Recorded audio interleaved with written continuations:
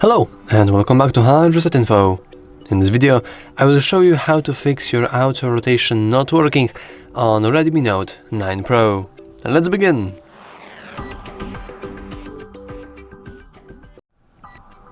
So first, let's simply check what is our current status of our screen rotation. We can do that by simply expanding our control center, and you will notice that currently we have a little lock currently turned on. This means that screen rotation is not enabled, instead that it's actually locked in. So if you would go to any application that supports both portrait and landscape mode, for example our Chrome browser, and if you try to rotate it, you will notice that nothing is happening.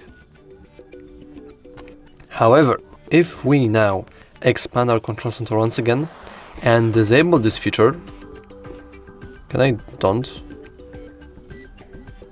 Thank you.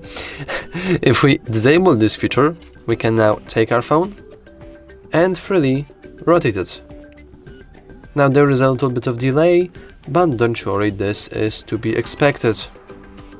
However, if you still do have some sort of issues with this, I would simply advise you to just reboot your device. You can do that by just pressing and holding the power button and then clicking reboot twice. I know that this may seem kind of silly, but trust me, it does really help.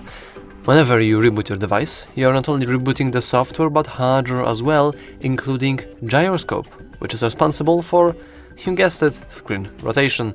And also, just a little reminder, not every application supports both modes.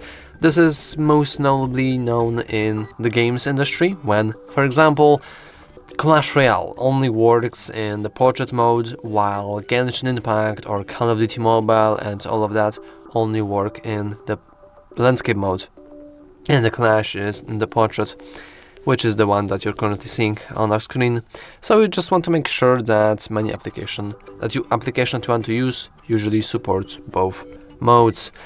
I tend to actually test this video and test this feature via the calculator, but actually the Redmi's calculator does not support this, and it cannot be activated or rotated into landscape mode, which is a shame. But it is a nice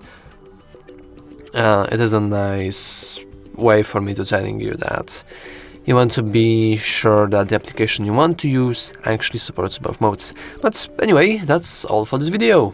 If you found it useful, make sure to leave a like, subscribe, and as always, thanks for watching.